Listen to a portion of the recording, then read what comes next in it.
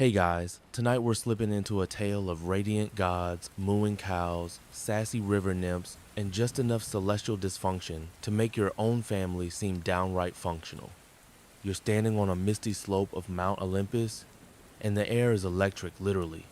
The clouds above are swirling like whipped cream having a bad day, and thunder growls in the distance. A certain sun god, famous for his golden hair and tragically inflated ego, is in the middle of a divine tantrum. Yep, Apollo, god of music, poetry, healing, archery, and apparently now unemployment is about to get fired. You've seen divine meltdowns before, but this one's extra. Apollo's pacing in sandals made of literal light, muttering to himself and occasionally flinging lightning-scorched fig leaves into the breeze. It all started, as many divine dramas do, with Zeus. No one really knows what. Apollo said historians still argue whether it was a full-blown insult or just a poorly timed haiku, but whatever it was, it didn't land well. And so, in one booming decree and a couple flashes of overly theatrical lightning, Zeus sentenced Apollo to the ultimate godly punishment, working a mortal day job. So, before you get comfortable, take a moment to like the video and subscribe, but only if you genuinely enjoy what I do here. And drop your location and local time in the comments. I love seeing how far this sleepy little history cruise stretches. Now, dim the lights, maybe turn on a fan for that soft background hum, and let's ease into tonight's journey together. You trudge beside Apollo now, watching him huff his way down the mountain with the reluctant stomp of someone who's just been demoted from celestial VIP to part-time cow wrangler. His radiant glow dims just a bit with each step. He grumbles about how humiliating this is, how beneath him this task must be. You're tempted to remind him that he once flayed a satyr for losing a music contest. Compared to that, this is practically a spa retreat. The Olympians aren't exactly known for subtle discipline. When they punish each other, it's not with a quiet scolding, it's exile, servitude, or a 3 millennium nap in a jar. In this case, Zeus has sentenced Apollo to serve a mortal king Admetus of Pherefor a full year, as in manual labor, as in no nectar, no ambrosia, no dramatic lyre, solos at brunch. You follow him as he finally reaches the edge of Thessaly, where wild olive trees bend in the wind and goat trails cut through the hills like veins. The sun god tries not to gag at the smell of livestock and the alarming presence of dirt. He's very clean, you see. He prefers gold-inlaid temples and sun-dappled marble columns, not mud. Still, he's immortal. He'll live through this. Probably. You reach the outskirts of a sleepy village just as a few sheep stare in open judgment. Apollo waves them off with regal irritation. "I'll show them all," he mutters, possibly at the sheep, possibly at you. His confidence is like a badly balanced lyre, string tight and ready to snap. There's a tiny moment here though, where the reality settles in. No chorus of muses to hype him up, no divine entourage fanning him with peacock feathers. Just a god with dust on his tunic and the unfamiliar sensation of earning his keep. One mainstream historical fact, Thessaly was actually known in ancient Greece for its strong ties to pastoral life ideal grazing lands, horse rearing, and yes, cow herding.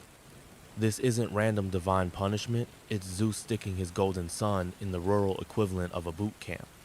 A fringe tidbit? Some late Greek folklore suggests Apollo's hair literally lost its shine during his year on Earth. Whether that's metaphor or ancient hair care commentary, nobody knows. But the image of a slightly dull, dusty Apollo dragging a stick in the dirt is undeniably delightful. So he arrives at King Admetus's homestead, a tidy little palace by mortal standard stone walls, sun-bleached wooden gates, a fountain that definitely smells more like goat than glory. Apollo sighs, squares his shoulders, and knocks. Admetus opens the door, expecting maybe a merchant or a disgruntled shepherd Dan, instead finds an actual god standing on his porch with the celestial equivalent of a job application. To his credit, he doesn't faint. He doesn't grovel. He just blinks, tilts his head, and says, "You're early. Herding starts at dawn." This might be the first time anyone's spoken to Apollo like, well, not a god. It throws him, but Admetus doesn't leer, doesn't brag, doesn't immediately try to profit from this glowing stranger. He simply hands Apollo a bundle of hay, offers a modest room, and tells him where the cow pastures are. And this, weirdly enough, earns Apollo's respect. You settle in for the night under the stars. A little ways outside the main house, Apollo sits with his back against a fig tree, arms crossed, expression stormy. "Cows," he says flatly. "I am tending cows." You nod. He kicks a stone. It rolls about a foot. The cow's low in the distance. He mutters something under his breath that sounds suspiciously like, "How did I get here?" And you can't help but smile, because this is going to be one long, glorious, mythological disaster. The sun stretches up over the hills, and for once, Apollo isn't the one dragging it across the sky. Instead, you're waking up beside him in the cool morning light as he grumbles into his elbow. Dew clings to the grass, birds chirp far too cheerfully, and somewhere in the distance, a cow makes a noise that can only be described as personally insulting. Apollo sits up, rubbing his face like a very hungover rock star.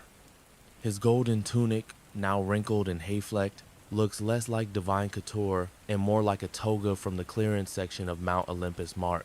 He squints toward the pasture and sighs heavily. You follow him as he slouches down to the grazing fields, where a dozen cows blink lazily in the rising sun. One of them is chewing on something that looks suspiciously like a sacred scroll. Another has wandered into a patch of prickly bramble, mooing in existential crisis. Apollo is, understandably, not impressed. There's a moment here where he tries to establish authority. He stands tall, clears his throat, and commands the herd with the most divine voice he can muster. "Gather, noble beasts." Nothing happens. Well, not nothing. One cow does sneeze. Another tips over a bucket. So begins the sun god's first real day on the job. Apollo attempts a bit of divine trickery. A little music from his lyre, a gentle tune meant to inspire awe and obedience. It worked on humans, nymphs, and the occasional enemy army. But cows? Not so much. One licks the lyre. Another starts headbutting a tree in rhythm. You can see the string of thought unravel in Apollo's mind like an ancient papyrus scroll on fast forward. The herd needs to be led into the northern pasture, according to Admetus's instructions.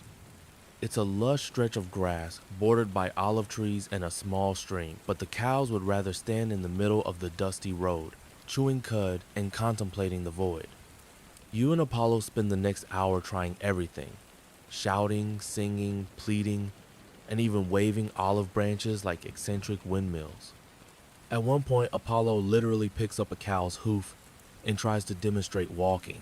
That cow lies down in protest. Now, here's your historical fact. Ancient Greeks often used herding metaphors in poetry and philosophy. Cattle represented not just wealth, but order or disorder, in this case.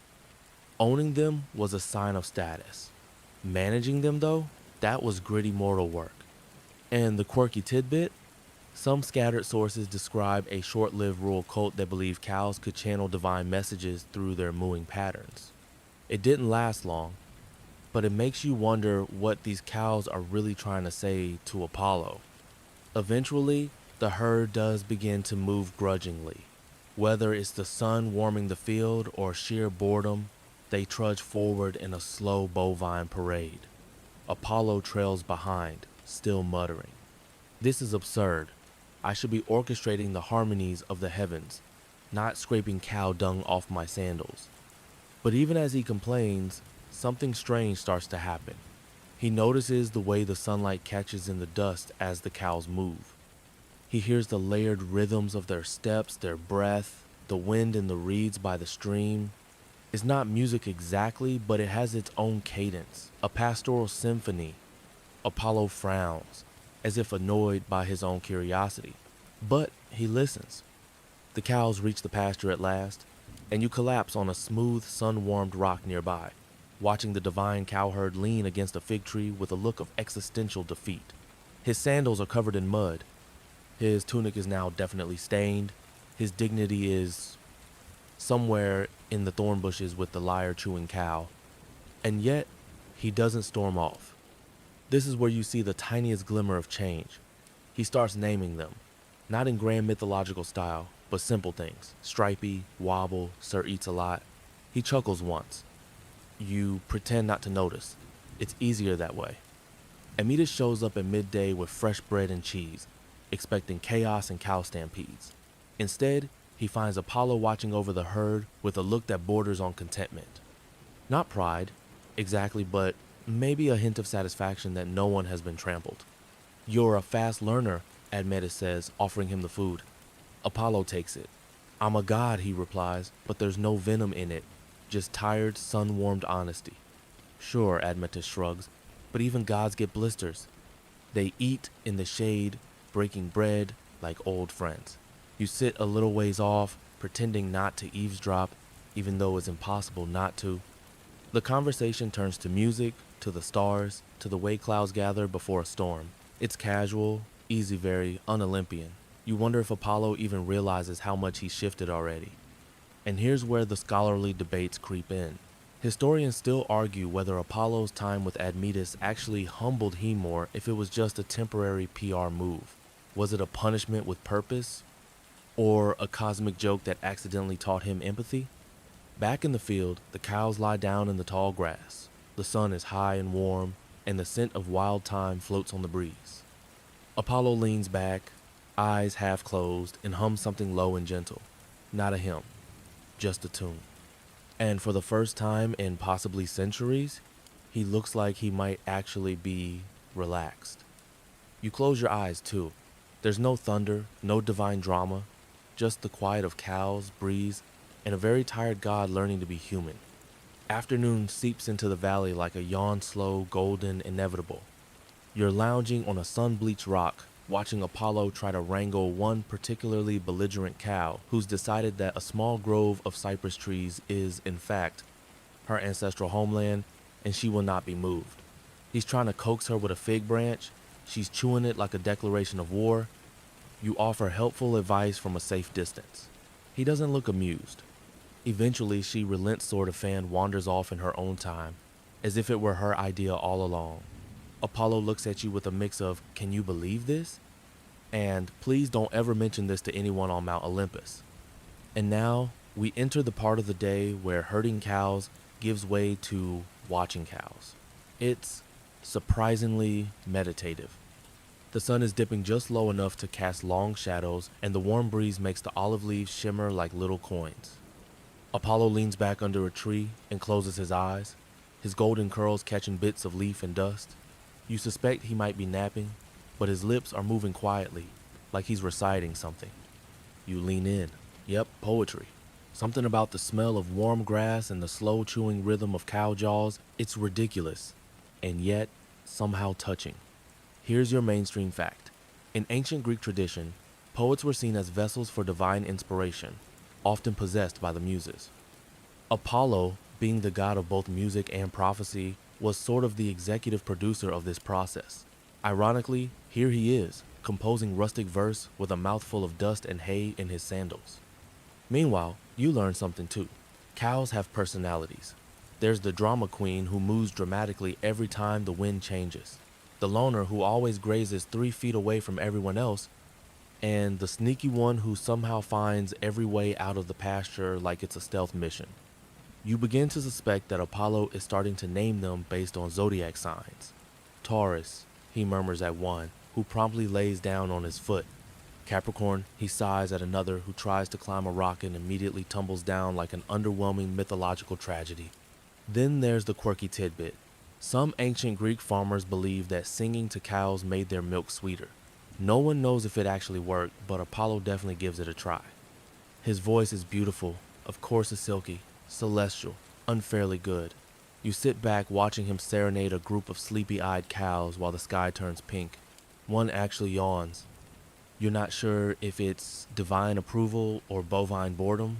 Later, Admetus returns with a bucket of wine and a grin. So, he says, eyeing the peaceful field and the god reclining like he invented hammocks, you thinking of going pro? Apollo opens one eye. You jest, but I'm starting to suspect I'm excellent at this. Sure, Admetus says, handing him the wine. You've got the touch. Just wait until winter comes and they start refusing to move. Winter? Apollo echoes, visibly offended that such a thing might apply to him. There's laughter, actual, honest laughter between the two of them. It's the kind that comes easily after a long, absurd day where you've both been trampled, sunburnt, and spiritually humbled by a group of herbivores. As twilight settles in, you all sit by the stream and listen to the frogs. Someone lights a small cooking fire. The smoke curls lazily upward, and Apollo, still radiating faint divine glow even while covered in grass stains, starts asking Admetus about constellations. The conversation drifts toward philosophy, how the stars might map the future, how the gods use them to whisper secrets, how mortals build their lives around their faint twinkles. Apollo speaks with a kind of wonder you wouldn't expect from someone who literally pulled the sun across the sky for centuries. Maybe being closer to the ground is giving him a new perspective. Historians still argue whether ancient Greeks believed in astrology the way we understand it today. You think watching the flicker of firelight on their faces? Or if it was more of a storytelling tool, way to explain the chaos of existence? Apollo picks out stars with a stick in the dirt, sketching patterns he says are older than even Zeus's beard. You believe him, or at least, you're too tired to argue. You drift for a while in the soft darkness, head nodding, the kind of sleep that comes when you've been walking in sandals on dry earth all day. The fire crackles, the cows are mercifully quiet, and someone Apollo probably starts humming again. It's a lullaby, not the kind you'd expect from a god of oracles and plagues. No, this is something gentler, a song for cows, for mortals, for people who spend their lives chasing something bigger, even if they don't know why. You curl up on a patch of moss and listen, the stars overhead brighter than they've been in days. Or maybe it's just your imagination. Either way, they feel closer now. And just before sleep takes you, you hear Apollo whisper something not to you, not to Admetus, not even to the cows, just out into the night. This isn't what I planned, he says. But maybe that's the point. You wake to the smell of dew-wet grass and the faint sound of Apollo arguing with a goat. The sun hasn't even cleared the horizon yet, and already the day is promising more nonsense. You sit up, stretching your sore limbs, and see him crouched on a slope, face to face with the offender and questioning unrepentant, square-eyed goat who has apparently eaten half the laundry line. Apollo is holding up what used to be a tunic. Now it looks like a Grecian toga designed by a blender. Why would you do this? He's asking the goat, as if the goat might respond with a sincere apology and an oath to pursue a plant-based diet. You shuffle over and offer what little help you can, holding the remains while Apollo sighs dramatically. This is your new normal. Welcome to divine punishment disguised as rural routine. Admetus arrives moments later, whistling like he didn't just sleep through the goat-based emergency. He has breakfast flatbread, olives, cheese, and a rolled-up scroll under one arm. Morning. I've got a riddle from a traveling oracle. Thought you'd enjoy it. Apollo takes the scroll, but doesn't read it right away. He's still glaring at the goat. You all sit on the grass with your food, and the sun finally crests the hills, bathing the meadow in a soft amber glow. It's going to be another scorcher. The cows are already awake and making slow pilgrimages toward the stream, mooing existential complaints into the morning air. As you chew your breakfast, you notice something different about Apollo. He's not quite glowing like usual, still radiant, yes, but it's less dramatic. Less behold my divinity, more don't forget sunscreen. It's subtle, but it makes him seem closer, more human. Here's your mainstream historical fact.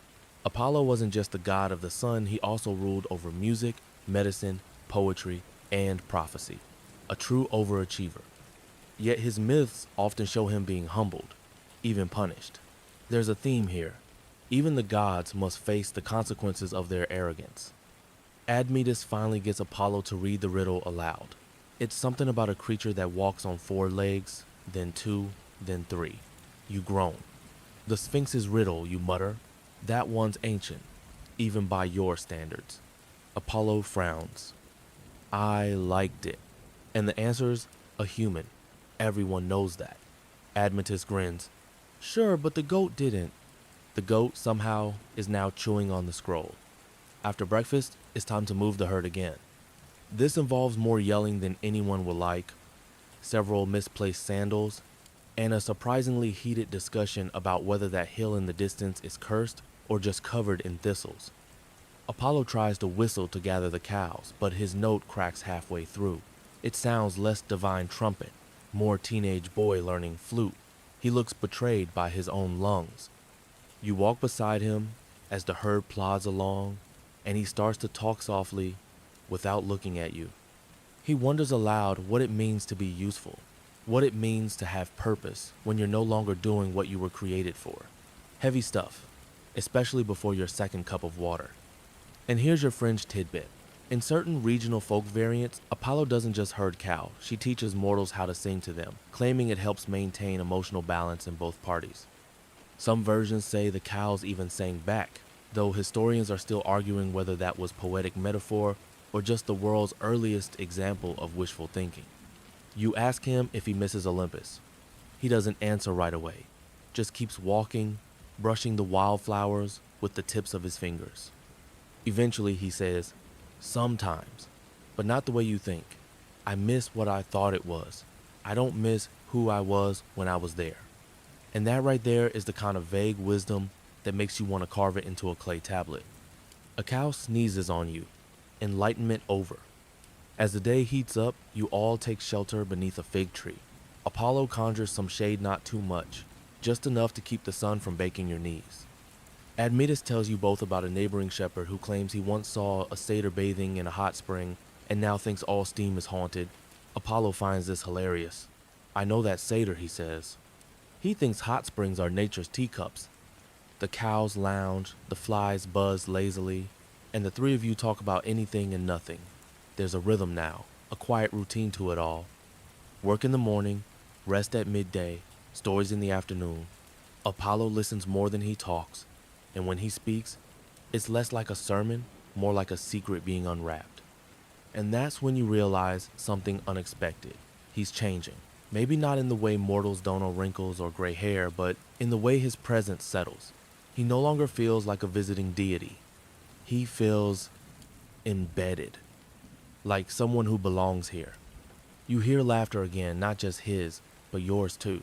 It's the kind of laughter that catches you by surprise, the kind that heals something you didn't know was cracked. When dusk comes, you all sit on a rise overlooking the valley. The cows scatter below like boulders in a sea of grass. Apollo hums a song with no words. It's not one you recognize, but it sounds old and gentle and tinged with something like longing.